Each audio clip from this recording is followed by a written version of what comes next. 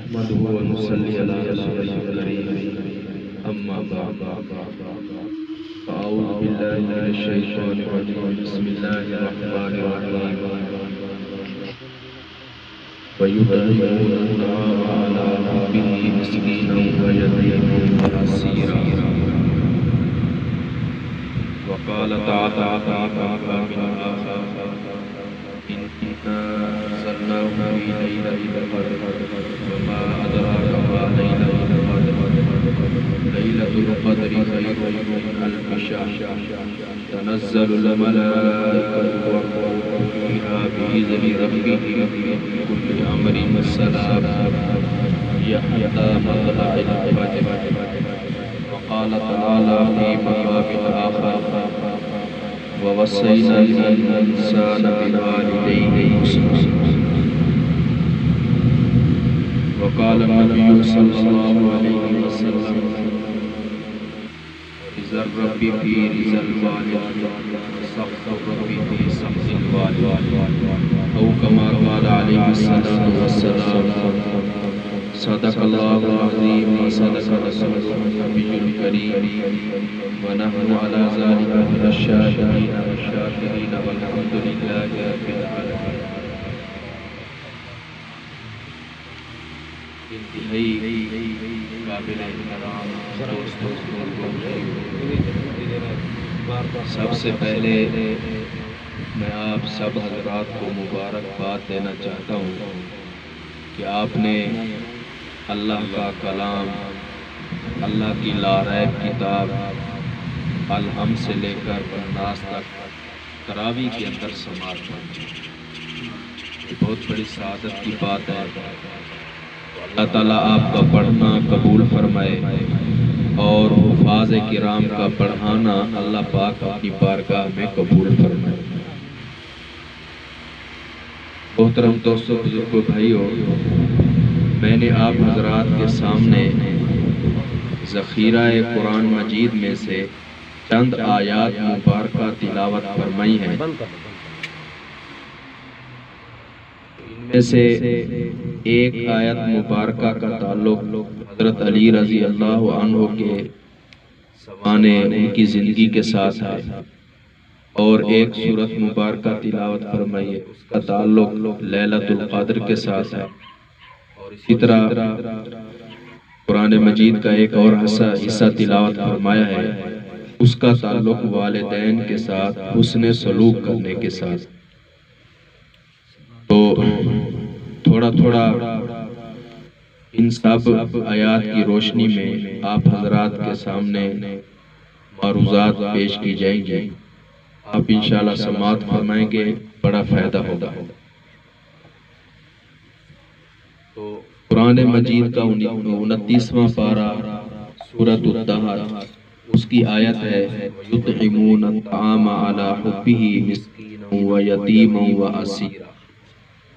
تو بعض مفسرین نے لکھا ہے کہ یہ آیت حضرت علی بن ابی طالب رضی اللہ تعالی عنہ کے بارے میں نازل ہوئی. انہوں نے ایک رات کسی کے کھیت کو پانی پلایا اور پھر انہوں نے بطور مزدوری کے، بطور اجرت کے جو عطا. حضرت علی بن ابی طالب رضی اللہ عنہ وہ جو گھر لے آئے. حضرت فاطمہ الزہرا رضی اللہ عنہا جنتی عورتوں کی سردار، انہوں نے چکی کے اندر ڈالا اور ان کو پیس لیا. پھر اس کے 3 حصے بنا لیے، ایک دن ایک حصے کا، دوسرے دن دوسرے حصے کا، تیسرے دن تیسرے حصے کا. پھر اس کا حریرہ بنایا یا اس کی جو ہے نا روٹیاں بنائی. تو بہرحال پہلے دن انہوں نے حریرہ بنایا، یہ گھر والے کھانے کے لیے بیٹھے تو ایک مسکین نے آواز لگائی کہ اللہ کے نام پر دے دو. انہوں نے فیصلہ کیا کہ یہ جو ہم نے تیار کیا اپنے لیے، یہ اس مسکین کو دے دیں. چنانچہ وہ جو اپنے لیے تیار کیا تھا وہ مسکین کو دے دیا. اسی طرح پھر اگلے دن حضرت فاطمہ الزہرا رضی اللہ عنہا نے گھر والوں کے لیے جو ہے نا اس کا وہ حریرہ بنایا یا روٹیاں بنائی. پھر کھانے کے لیے بیٹھے تو ایک یتیم آیا، اس نے آواز لگائی کہ میں حاجت مند ہوں، ضرورت مند ہوں، اللہ کے نام پر دے دو. پھر گھر والوں نے جو ہے نا یہ فیصلہ کیا کہ یہ اس یتیم کو دے دیتے.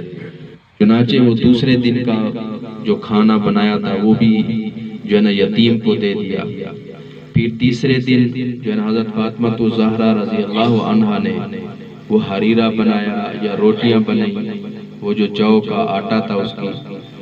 پھر جو ہے نا کھانے کے لیے بیٹھے تو تیسرے دن ایک قیدی نے آواز لگائی کہ میں ضرورت مند ہوں، حاجت مند ہوں، مجھے جو ہے نا آپ کھانے کے لیے کوئی چیز دے دیں. تو گھر والوں نے یہ فیصلہ کیا کہ یہ ان کو دے دیں. تو 3 دن یعنی حالانکہ خود محتاج تھے، خود ان کو ضرورت تھی، لیکن اپنی ضرورت پر دوسروں کو ترجیح دی. پہلے دن جو کچھ بنایا وہ مسکین کو دے دیا، دوسرے دن جو کچھ بنایا وہ یتیم کو دے دیا، اور تیسرے دن بھی جو کچھ بنایا وہ قیدی نے آواز لگائی اس کو دے دیا. تو یہ حضور اکرم صلی اللہ علیہ وسلم کے تربیت یافتہ حضرات صحابہ کرام، حضرات اہل بیت کرام اپنی ضرورت پر دوسروں کو ترجیح دیتے تھے. آج ہم بھی دیکھ لیں، ہمارے پاس تو اپنی ضرورت سے وافر مقدار میں ہوتا ہے، پھر بھی دینے کو دل نہیں کرتا. ہم اس کو جو ہے نا سنبھال کر رکھتے ہیں. پھر ظاہر بات ہے برکات بھی ویسے ہی ہے. ایک اور واقعہ ہے، حضرت علی رضی اللہ تعالیٰ عنہ ایسے جو ہے نا واعظ و نصیحت کر رہے تھے.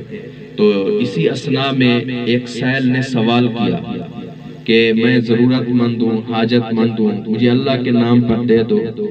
حضرت علی رضی اللہ تعالیٰ عنہ نے اپنے بیٹے کو گھر بھیجا، گھر جاؤ اور امی سے کہو میں نے وہ جو 6 درہم رکھوائے ہیں وہ دے دے.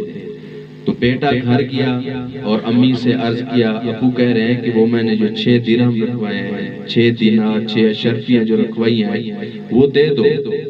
تو انہوں نے کہا وہ تو فلاں کام کے لیے ہیں، فلاں ضرورت کے لیے ہیں، تو اس کے لیے رکھے ہوئے ہیں.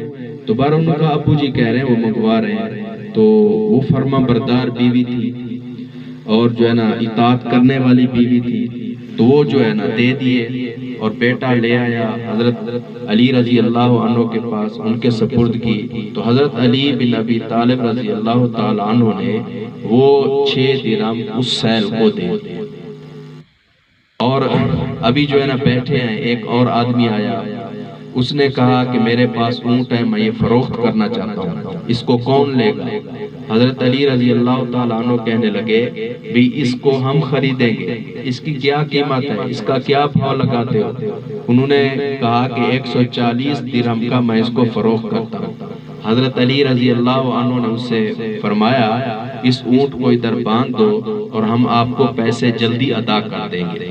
جو بھی وقت طے ہو گیا، دن طے ہو گیا، تاریخ مقرر ہوگی. انہوں نے کہا ٹھیک ہے، مجھے قبول ہے. تو اس نے اونٹ باندھ دیا. حضرت علی رضی اللہ عنہ ابھی اسی مجلس میں بیٹھے ہیں. ایک اور صاحب تشریف لائے اور وہ کہنے لگے کہ میں یہ اونٹ خریدنا چاہتا ہوں، یہ کس کا ہے؟ حضرت علی رضی اللہ عنہ نے ان سے فرمایا یہ میرا اونٹ ہے. تو انہوں نے کہا بیچنا چاہتے ہیں؟ تو انہوں نے فرمایا ہاں میں بیچنا چاہتا ہوں. تو انہوں نے کہا کہ آپ کتنے کا بیچیں گے؟ حضرت علی رضی اللہ عنہ نے فرمایا کہ میں 200 درہم کا بیچوں گا. انہوں نے کہا ٹھیک ہے، مجھے قبول ہے. تو انہوں نے 200 درہم دیے اور جو ہے نا وہ اونٹ لے کر چلا گیا. تو حضرت علی رضی اللہ تعالی عنہ نے ان 200 درہم میں سے 140 پہلے مالک کو ادا کر دیا جسے اونٹ لیا تھا، اور باقی جو 60 درہم بچ گئے وہ حضرت فاطمہ الزہرا رضی اللہ عنہا کے پاس لے گئے اور قرآن مجید کی آیت مبارکہ تلاوت کی. کہا کہ اللہ تعالیٰ نے قرآن مجید کے اندر ارشاد فرمایا ہے من جاء بالحسنۃ فلہ عشر امثالھا، بھی جو ایک نیکی لائے گا اس کے بدلے ہم 10 نیکیاں دیں گے. ہم نے اللہ کے راستے میں 6 درہم دیے تو اللہ رب العزت نے اس کے بدلے میں 10 گنا زیادہ یعنی 60 درہم ہمیں دے دیے. تو یہ ان لوگوں کا یقین تھا، ان لوگوں کا ایمان تھا. آج ہم نے ایمان کی محنت چھوڑ دی، یقین کی محنت چھوڑ دی، جس کی وجہ سے ہمارے اور آپ کے ایمان کمزور ہو گئے. اللہ کے فرمان پر، قرآن مجید کی آیات پر، رسول اللہ صلی اللہ علیہ وسلم کی احادیث مبارکہ پر ہمارا کامل یقین نہیں ہے. یقین تو کرتے ہیں مسلمان، قرآن کو مانتے ہیں، آپ صلی اللہ علیہ وسلم کی احادیث مبارکہ کو مانتے ہیں، لیکن جیسے حضرات صحابہ کرام کا کامل یقین تھا بھی رسول اللہ نے جو کہہ دیا، اللہ رب العزت نے اپنی لارائب کتاب کے اندر جو کہہ دیا ہے وہ حق ہے، وہ سچ ہے. ہم جو ہے نا دن کی روشنی کو تو جھٹلا سکتے ہیں لیکن اللہ کے حکم کو اور رسول اللہ کے فرمان کو نہیں جھٹلا سکتے. ان کا ایسا یقین تھا تو وہ جو ہے نا برکات سامنے دیکھتے. آج ہمارے ایمان کمزور ہو گئے ہیں، یقین کمزور ہو گئے ہیں، جس کی وجہ سے ہمارے سامنے وہ برکات بھی نہیں آتی. تو بہرحال محترم دوستو، بزرگوں، بھائیو، آج 21 رمضان المبارک ہے اور 21 رمضان المبارک کو مسلمانوں کے چوتھے خلیفہ شیر خدا حضرت علی المرتضیٰ رضی اللہ تعالی عنہ کی شہادت کا دن ہے.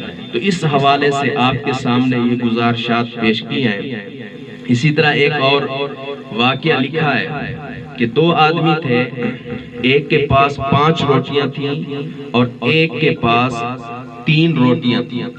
یہ دونوں جو ہے نا بیٹھ گئے ایسے کھانے لگے تو ایک اجنبی آدمی گزرا تو اس کو بھی جو ہے نا کہا آپ بھی تشریف لیں، آپ ہمارے ساتھ بیٹھیں کھائیں. تو وہ آدمی بھی بیٹھ گیا تو 3 آدمیوں نے 8 روٹیاں مل کر کھائی. وہ جو اجنبی آدمی تھا جب جانے لگا تو اس نے 8 اشرفیاں دی اور یہ کہا کہ ان کو آپس میں تقسیم کر لو. جب وہ چلا گیا تو یہ جو 2 ساتھی تھے تو ان میں سے جس کی 5 روٹیاں تھیں اس نے کہا بھی 5 اشرفیاں میں لوں گا، میری 5 روٹیاں تھیں، اور باقی جو 3 اشرفیاں ہیں آپ کی 3 روٹیاں تھیں، 3 اشرفیاں آپ نے. انہوں نے کہا نہیں ایسا تو نہیں ہوگا، ان کو برابر برابر تقسیم کرنا ہے. 4 آپ کی 4 میری، 4 اشرفیاں آپ کی 4 میری. انہوں نے کہا نہیں میری 5 روٹیاں تھیں، 5 میری بنتی ہیں، آپ کی 3 تھیں، آپ کی جو ہے نا 3 آپ کی اشرفیاں بنتی ہیں، آپ 3 لے لو. انہوں نے کہا نہیں. اب ان کا آپس میں تنازع ہو گیا، آپس میں جھگڑا ہو گیا اور اس وقت جو چیف جسٹس تھے اور قاضی تھے وہ حضرت علی رضی اللہ تعالیٰ عنہ، اور حضرت علی رضی اللہ تعالیٰ عنہ کے بارے میں آتا ہے اقضاہ کہ ان کے اندر جو فیصلہ کرنے کا ملکہ تھا وہ سب سے زیادہ مشکل سے مشکل مسائل کو ایسے جو ہے نا حل کرتے تھے. تو یہ اب مسئلہ حضرت علی رضی اللہ عنہ کی عدالت میں چلا گیا تو ان کے سامنے جو ہے نا ان دونوں نے مقدمہ رکھا بھی یہ صورتحال پوری کارگزاری سنائی. تو حضرت علی رضی اللہ عنہ بھی اس کو کہنے لگے کہ آپ 3 اشرفیاں لے لو، اس میں آپ کا فائدہ ہے، آپ لے لو، آپ کا بھائی آپ کے ساتھ ایثار کر رہا ہے، وہ آپ کو آپ کے حصے سے بھی زیادہ دے رہا ہے. تو وہ حیران ہوا، اس نے کہا سبحان اللہ یا امیر المؤمنین، آپ کیسی بات کہہ رہے ہیں، میری 4 بنتی ہیں. حضرت علی رضی اللہ عنہ نے اسے فرمایا بھی آپ کی 4 نہیں بنتی، 4 تو دور کی آپ کی تو 3 بھی نہیں بنتی. اگر آپ حق کے ساتھ فیصلہ کروانا چاہتے ہیں، انصاف کے ساتھ فیصلہ کروانا چاہتے ہیں، عدل کے ساتھ فیصلہ کروانا چاہتے ہیں تو پھر آپ کی 1 اشرفی بنتی. وہ تعجب میں پڑ گیا، بھئی میں تو 3 لینے کے لیے تیار نہیں ہوں، میں 4 کا مطالبہ کرتا ہوں، اور آپ کہتے ہیں اگر حق کے مطابق فیصلہ کریں، انصاف کے مطابق فیصلہ کریں تو پھر آپ کی 1 بنتی ہے۔ آپ مجھے سمجھا دیں اگر حق کے مطابق، انصاف کے مطابق، عدل کے مطابق میری 1 اشرفی بنتی ہے تو مجھے یہ قبول ہے، مجھے قبول ہے، میں آگے سے کوئی اعتراض نہیں کروں گا۔ تو حضرت علی رضی اللہ عنہ نے اس کو سمجھایا۔ اب سارے حضرات آپ توجہ کریں، حضرت علی رضی اللہ عنہ کہنے لگے بھئی آپ کی 3 روٹیاں تھیں، آپ کے ساتھی کی 5 روٹیاں تھیں، کل 8 روٹیاں تھیں، اور ان 8 روٹیوں کو کھانے والے 3 آدمی تھے۔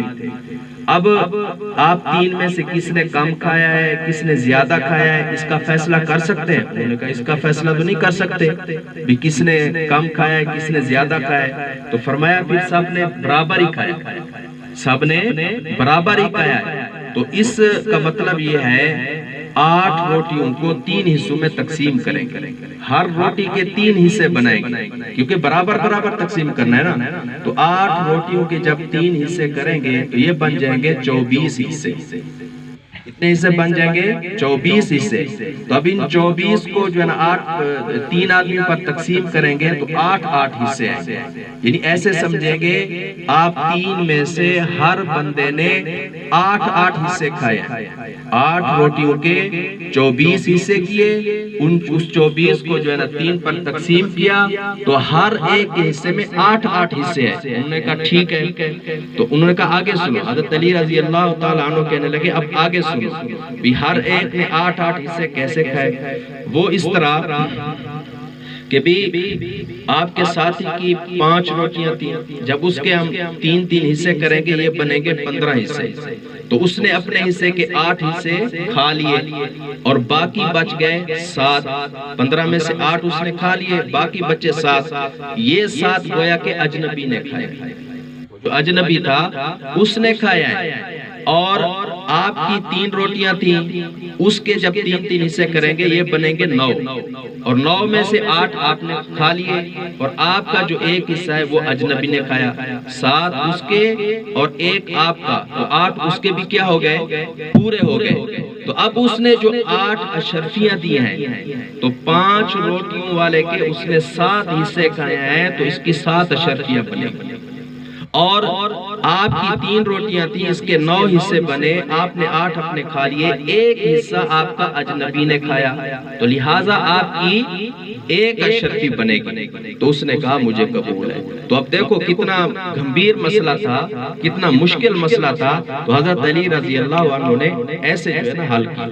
تو بہرحال محترم دوستو، بزرگوں، بھائیو، ہم جو ہے نا حضرات صحابہ کرام کے بھی عقیدت مند ہیں، ہم حضرات اہل بیت کے بھی عقیدت مند ہیں۔ جیسے ہم حضرات صحابہ کرام کی تعریف کرتے ہیں، ایسے حضرات اہل بیت کی بھی کیا کرتے ہیں؟ تعریف کرتے ہیں۔ تو ہمارے لیے یہ دونوں حضرات قابل احترام ہیں۔ تو ہم اپنی بات کو آگے بڑھاتے ہیں۔ یہ آخری عشرہ چل رہا ہے، رمضان المبارک کا آخری عشرہ چل رہا ہے۔ جمہور علماء کے نزدیک وہ کہتے ہیں کہ شب قدر اس آخری عشرے کے اندر ہوتی ہے، اور وہ بھی جو ہے نا آخری عشرے کی طاق راتوں کے اندر۔ اب یہ شب قدر اس امت کو کیسے دی گئی، اس کے بارے میں جو ہے نا مختلف واقعات لکھے ہیں۔ میں آپ کی خدمت میں صرف 2 واقعات نقل کرتا ہوں۔ ایک مرتبہ آپ صلی اللہ علیہ وسلم بیٹھے تھے اور آپ صلی اللہ علیہ وسلم نے حضرات صحابہ کرام کے سامنے بنی اسرائیل کے ایک آدمی کا واقعہ نقل کیا کہ اس نے 1000 مہینے اللہ کے دین کی اشاعت میں لگا، 1000 مہینے، اور 1000 مہینے کے 83 سال تقریباً 4 ماہ بنتے ہیں۔ 4 ماہ سے کچھ کم وقت ہے، تقریباً 4 ماہ سمجھ لیں، 83 سال اور 4 ماہ، تو اتنا زندگی کا عرصہ اس نے اللہ کے دین کی اشاعت میں لگا دیا۔ اب صحابہ کرام کو رشک آیا، کاش کہ ہماری عمریں زیادہ ہوتی، ہماری عمریں لمبی ہوتی تو ہم بھی اللہ کے دین کی اشاعت ایسے کرتے۔ ہم اپنی زندگی کو بھی اللہ کے دین کے لیے استعمال کرتے ہیں۔ تو اس غم اور رنج اور اس جو صحابہ کرام کو صدمہ ہوا، اللہ نے اس کے ازالے کے لیے اس امت کو لیلۃ القدر عطا کی۔ جو لیلۃ القدر میں عبادت کر لے گا، ایسے سمجھو اس نے 1000 مہینے سے بھی زیادہ عبادت کر لی۔ جیسے طاق رات میں مغرب کی نماز جس نے جماعت کے ساتھ پڑھ لی، ایسے سمجھو اس نے 83 سال اور تقریباً 4 مہینے مغرب کی نماز جماعت کے ساتھ۔ اور جس نے طاق رات میں عشاء کی نماز جماعت کے ساتھ پڑھ لی، تراویح ادا کر لی، تو ایسے سمجھو اس نے 83 سال تقریباً 4 مہینے تراویح ادا کی۔ تو اب اگر 4-5 بھی شب قدر جس امت محمدیہ کے مسلمان کو فرد کو میسر آ جائے، نصیب ہو جائے، تو اس کی تو چاندی ہو جائے۔ اور اسی طرح ایک مرتبہ آپ صلی اللہ علیہ وسلم نے حضرات صحابہ کرام کے سامنے بنی اسرائیل کے 4 لوگوں کا تذکرہ کیا، حضرت ایوب علیہ السلام، حضرت زکریہ علیہ السلام، حضرت حزقیل علیہ السلام، حضرت یوشع علیہ السلام۔ انہوں نے 80 سال اللہ کی ایسی عبادت کی، آنکھ جھپکنے کے برابر بھی نافرمانی کی۔ صحابہ کرام کو پھر تعجب ہوا، بھی ہماری تو کل عمر ہی کیا ہوتی ہے، 80 سال 70 سال، بہت کم لوگ ہوتے ہیں، خال لوگ ہوتے ہیں جو 100 تک چلے جائیں، 100 کو کراس کر جائیں۔ تو وہ جو ہے نا تعجب کر لیں، ہماری لمبی عمریں ہوتی ہیں تو ہم بھی جو ہے نا اتنی عبادت کرتے ہیں۔ تو اللہ رب العزت نے یہ شب قدر عطا کی، بھی فرمایا اس کے اندر عبادت کر لو، آپ کو اتنا ہی جو ہے نا ثواب مل جائے گا۔ تو محترم دوستوں، بزرگوں، بھائیوں، یہ رمضان المبارک کا آخری عشرہ چلا ہے۔ پہلا عشرہ اللہ کی رحمت وہ بھی گزر گیا، دوسرا عشرہ مغفرت کا تھا وہ بھی گزر گیا، اب یہ تیسرا اور آخری عشرہ چل رہا ہے جو جہنم سے نجات کا ہے۔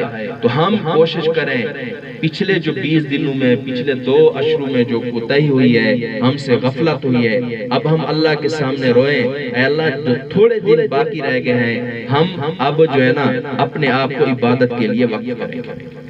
اب جو لوگ کل سے اعتکاف میں بیٹھ گئے ہیں وہ تو بڑے سعادت مند ہیں، بڑے خوش نصیب ہیں، بھئی جو ہے نا 10 دن جو ہے نا 10 راتیں مسجد میں اللہ کے مہمان بن کر بیٹھ گئے، وہ ایسے سمجھو ان کو تو شب قدر مل ہی گئی۔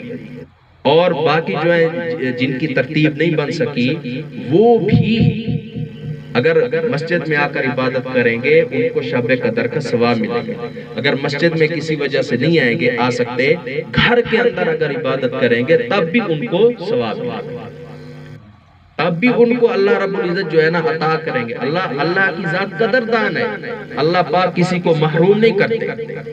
تو اس لیے محترم دوستوں، بزرگوں، بھائیوں، اب یہ جو طاق راتیں جو رہ گئی، اب 23 کی رات ہوگی، پھر 25 کی رات ہوگی، 27 کی رات ہوگی، 29 کی رات ہوگی، ہم تحیہ کر لیں، اس کے اندر عبادت کریں گے، قرآن مجید کی تلاوت کریں گے، درود پاک پڑھیں گے، اور اسی طرح جو ہے نا نوافل پڑھیں گے، صلاۃ الحاجت پڑھیں گے، صلاۃ التوبہ پڑھیں گے، اور اسی طرح سبحان اللہ و بحمدہ سبحان اللہ العظیم، اس کی جو ہے نا تسبیح پڑھیں گے، استغفر اللہ اس کی تسبیح پڑھیں گے۔ یعنی جتنی ہم عبادت کر سکتے ہیں کر لیں۔ تو ایسے سمجھو اگر وہ شب قدر ہوئی شب قدر ہوئی تو 83 سال اور تقریباً 4 مہینے ہم نے کیا عبادت۔ تو محترم دوستوں، بزرگوں، بھائیوں، اس مہینے میں اللہ کی رحمت برس رہی ہے، رحمت کی طرح، بارش کی طرح اللہ کی رحمت برس رہی ہے۔ اس سے ہم فائدہ اٹھائیں، اس سے ہم استفادہ کریں۔ اگر اس مہینے میں ہم نے اپنی بخشش نہیں کری، اب بتاؤ اس کے علاوہ اور کون سا رمضان المبارک کے اندر اگر ہماری بخشش نہیں ہوئی تو اس مہینے کے علاوہ کوئی اور مقدس مہینہ ہے جس کے اندر ہم بخشش کریں؟ اس کے اندر تو اللہ رب العزت شیاطین کو قید کر دیتے ہیں، اور ہر رات میں 10 لاکھ آدمیوں کو اللہ پاک جو ہے نا جہنم سے نجات دیتے ہیں۔ پھر بھی اگر ہماری بخشش نہ ہوگی تو پھر کب بخشش ہوگی؟ لیکن اس کے ساتھ ساتھ کچھ چیزیں ایسی ہیں جن سے بچنا ضروری ہے، جن سے اجتناب کرنا ضروری ہے۔ فرمایا کچھ لوگ ایسے ہیں شب قدر کے اندر بھی ان کی بخشش نہیں ہوتی، ایسے بھی بد نصیب لوگ اس دھرتی کے اندر، اس زمین کے اندر رہتے ہیں کہ شب قدر میں بھی ان کی بخشش نہیں ہوتی۔ مشرک آدمی جو اللہ کے ساتھ شریک کرتا ہے اس کی بھی جو ہے نا بخشش نہیں ہوگی، جو شرابی آدمی ہے اس کی بھی جو ہے نا بخشش نہیں ہوگی، اور اسی طرح جو دل کے اندر کسی کے بارے میں کینہ رکھتا ہے، بغض رکھتا ہے، عداوت اور دشمنی رکھتا ہے، اس کی بھی جو ہے نا بخشش نہیں، اور اسی طرح جو والدین کا نافرمان ہے اس کی بھی بخشش نہیں۔ اب دیکھو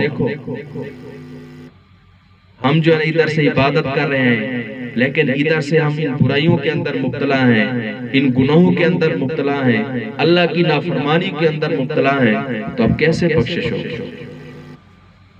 آج معاشرے کے اندر والدین کی نافرمانی بہت بڑھ رہی ہے۔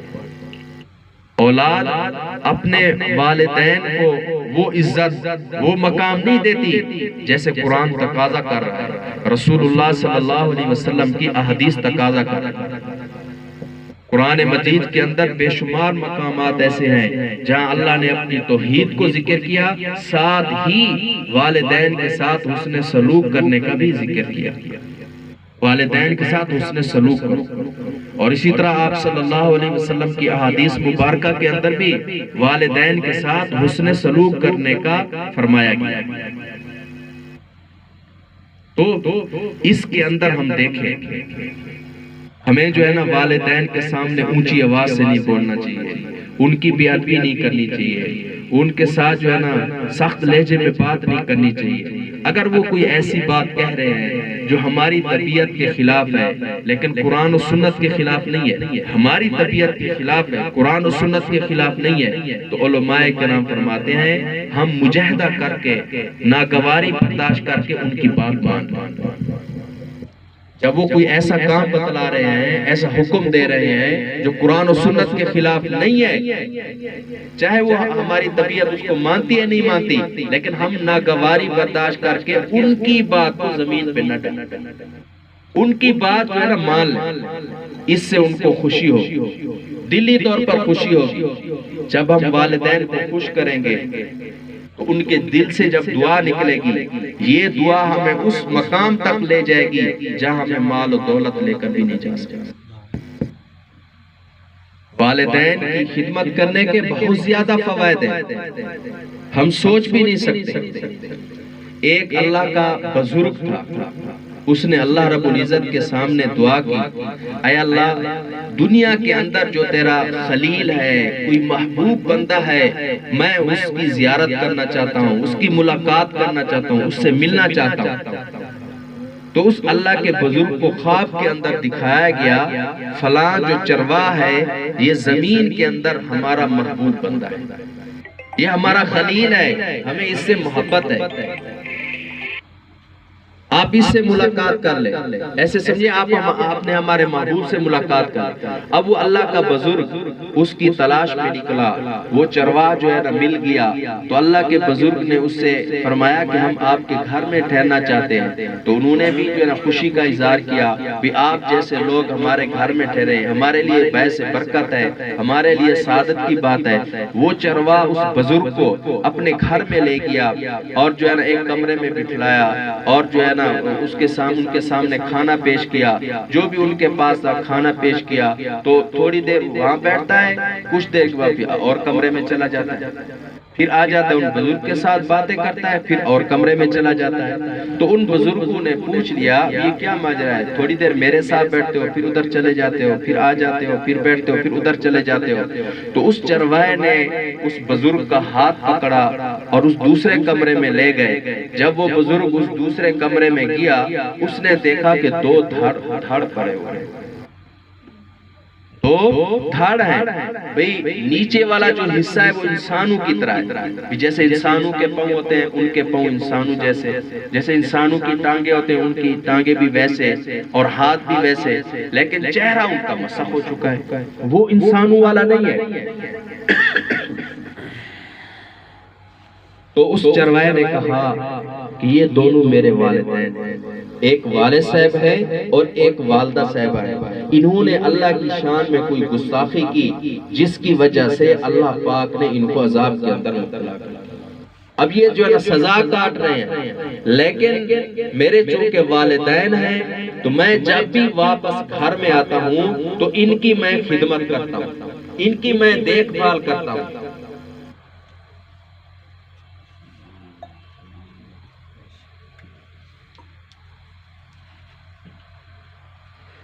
ان کے کھانے کا میں فکر کرتا ہوں، ان کی صفائی کا میں خیال کرتا ہوں، ہر اعتبار سے میں ان کی دیکھ بھال کرتا ہوں۔ تو اس بزرگ نے اس چرواہے کو گلے سے لگایا اور رونے لگے اور کہا کہ دل کو روزہ رکھ کر جو مقام اور مرتبہ ہمیں نہیں ملا، آپ کو ان گناہگار والدین کی خدمت سے اللہ نے دے دیا۔ جو مقام اور مرتبہ رات کو عبادت کر کے ہمیں نہیں ملا، وہ مقام اور مرتبہ آپ کو ان گناہگار والدین کی خدمت کرنے سے مل گیا۔ تو محترم دوستو، بزرگوں، بھائیو، والدین چاہے ان کی زندگی جیسی کیسی بھی ہے، ہمارے ذمہ ان کا مواخذہ کرنا نہیں ہے، ہمارے ذمہ ان کی خدمت اللہ نے لگائی۔ ان کے اندر اگر کوئی خامی ہے، کوئی کمزوری ہے، وہ اللہ پوچھیں گے، آخرت کے اندر دربار لگے گا۔ ہم نہیں ہاں ایک آدھ مرتبہ ہم سمجھا سکتے ہیں، ابا جان یہ کام اچھا نہیں ہے، اسلام اس کی اجازت نہیں دیتا اور شریعت اس کی اجازت نہیں دیتی، رسول اللہ صلی اللہ علیہ وسلم کی تعلیمات کے خلاف ہے، ہمیں اس سے گریز کرنا چاہیے، اس سے بچنا چاہیے۔ اگر ان کی بات سمجھ میں آ جائے پھر تو ٹھیک ہے، ورنہ ہم ان کے لیے ہدایت کی دعا کرتے ہیں۔ بعض اوقات ایسا ہو جاتا ہے، اولاد جو ہے نا نیک ہوتی ہے، والدین جو ہے نا دین سے دور ہوتے ہیں، وہ فسق و فجور کے اندر جو ہے نا مبتلا ہوتے ہیں، تو اب اولاد کیا کرے؟ اولاد کے لیے یہی ہے، ایک آدھ مرتبہ نرمی سے سمجھا دے، اگر ان کی بات سمجھ میں آ جائے تو ٹھیک، ورنہ ان کے لیے کیا کریں؟ دعا کریں، اللہ سے دعا مانگتے رہیں، اللہ تعالیٰ ان کے دل میں ڈالے گا، توبہ کی طرف لائے گا۔ ہم ان پر سختی نہیں کر سکتے، ہم ان کو جو ہے نا غلط الفاظ سے یاد نہیں کر سکتے۔ تو والدین کی خدمت کرنی ہے، جو والدین کی خدمت نہیں کرتے، والدین کی گستاخی کرتے ہیں، والدین کی نافرمانی کرتے ہیں، ان کا انجام اس سے برا ہوتا ہے۔ حضور اکرم صلی اللہ علیہ وسلم کو بتلایا گیا، ایک آدمی ہے، سکرات کا وقت ہے، روح نہیں نکل رہی، روح نہیں نکل رہی، بڑا مشکل وقت ہے، آپ صلی اللہ علیہ وسلم تشریف لے گئے، دیکھا واقعی جو ہے نا اس کا آخری وقت ہے، فرمایا یہ کیا ماجرا ہے؟ تو اس کے والدین زندہ ہیں، پر ان سے کہا، حضور سے کہا، عرض کیا گیا ہاں ان کی والدہ صاحبہ زندہ ہیں۔ تو حضور اکرم صلی اللہ علیہ وسلم نے لوگوں سے کہا کہ اس کی والدہ کو بلواؤ، والدہ جو ہے نا حاضر ہو گئی، تو حضور اکرم صلی اللہ علیہ وسلم نے ان سے فرمایا کیا وجہ ہے؟ تو وہ والدہ کہنے لگی یہ بڑا نیک ہے، نماز بھی پڑھتا ہے، رمضان المبارک آ جائے تو روزہ بھی رکھتا ہے، بڑا جو ہے نا نیکی کے اندر ہے، لیکن میرے ساتھ سخت لہجے میں بات کرتا ہے، میرے ساتھ سخت لہجے میں بات کرتا ہے۔ حضور اکرم صلی اللہ علیہ وسلم کو بات سمجھ آ گئی کہ اصل یہ وجہ ہے، ماں کو ایذا دینے کی وجہ سے اب جو ہے نا اس کی روح پھنسی ہوئی، اس کے اوپر اب مشکل وقت آیا ہوا ہے۔ تو حضور اکرم صلی اللہ علیہ وسلم نے ایک مثال دی، اس عورت سے کہا کہ ایک طرف ہم گڑھا کھودیں، اس کے اندر جو ہے نا آگ جلائیں، کیا آپ اس بات کی اجازت دیں گی کہ آپ کے بیٹے کو اس آگ میں ڈال دیا جائے؟ وہ جو ہے نا عورت سوچنے لگی، کہا کہ میں تو اس کی اجازت نہیں دے سکتی، ٹھیک ہے میرا بیٹا میرا نافرمان ہے، لیکن آنکھوں کے سامنے جلتا ہوا نہیں دیکھ سکتی۔ حضور اکرم صلی اللہ علیہ وسلم نے اس عورت سے ارشاد فرمایا اس کو معاف کر دو، اگر آپ اس کو معاف نہیں کرو گی، اس کا آخری وقت ہے، جو ہی روح نکلے گی ڈائریکٹ جہنم میں جائے گا۔ اس نے جو ہے نا تھوڑا سوچا، کہا کہ میں اس کو معاف کرتی ہوں، جو اس نے مجھے ایذائیں دی ہیں، تکلیفیں دی ہیں، میں ان کو کیا کرتی ہوں؟ معاف کرتی ہوں۔ ادھر سے جب والدہ نے یہ کہا کہ میں معاف کرتی ہوں، تو ادھر سے اس بندے کی روح پرواز کر۔ تو محترم دوستو، بزرگوں، بھائیو، کہنے کا مقصد یہ ہے کہ اگر ہم نے والدین کی نافرمانی کی اور ان کی جو ہے نا ایذا کا سبب بنے تو ہماری موت اچھی نہیں ہو سکتی۔ سکرات کا وقت بہت مشکل، اس سے پناہ مانگی گئی ہے، ہم والدین کو خوش کریں، ان کی اطاعت کریں، ان کی فرما برداری کریں۔ ایک آدمی نے اپنی والدہ کو کندھے پہ بٹھا کے بیت اللہ کا طواف کرایا۔